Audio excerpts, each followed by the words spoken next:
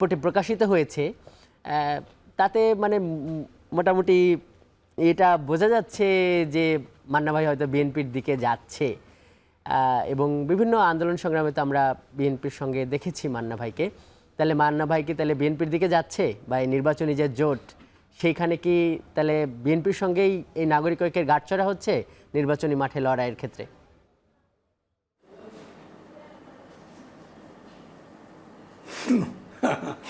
মানে আপনার প্রশ্নটাই না আমার কাছে কিছু মনে করবেন একটু অদ্ভুত লেগেছে। আমি বিএনপির সাথে যাব কারণ আমার নিজের দল আছে নাগরিক ঐক্য, আমি আমার দলের সাথে আছি। ধরেন গত 15 বছর ধরে স্বেচ্ছাচার স্বৈরাচারের বিরুদ্ধে যে লড়াই করেছি আমরা, সেই লড়াইয়ে একসাথে ছিলাম। বিএনপি ছিল, আরও অন্যান্য দল ছিল, জামাতও ছিল, জাতীয়তাবাদী 11 দল ছিল, তারপরে সমমনা জাতীয়তাবাদী জোট ছিল। এখন আমরা তো সবাই মিলেই আছি।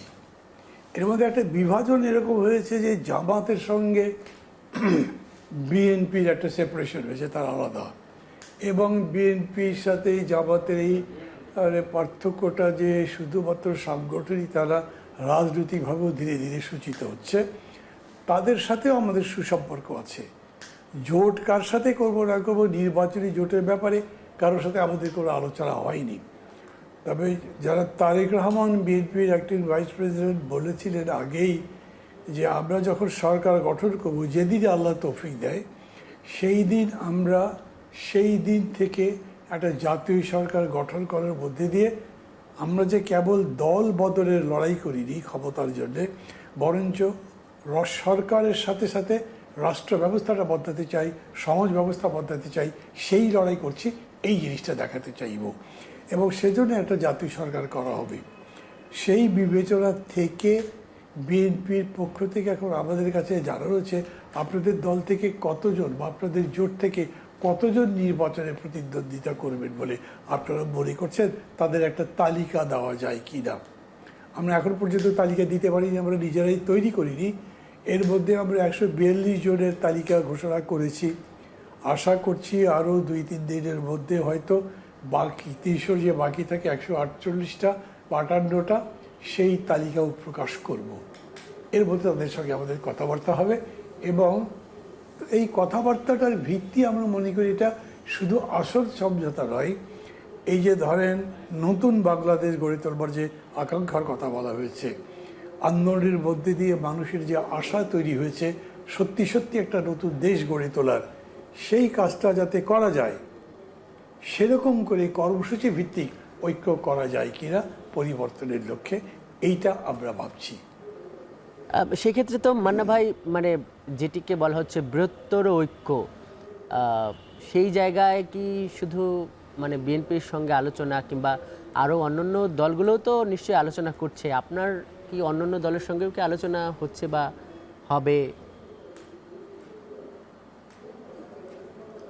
মানে এর মধ্যে ধরেন আমরা বামপন্থী জোটের সাথে কথা বলেছি, তারপরে গণতন্ত্র মঞ্চের সাথে, এই এনসিপি, তারপরে গণ অধিকার পরিষদ, এবি পার্টি, তাদের কথাবার্তা হয়েছে।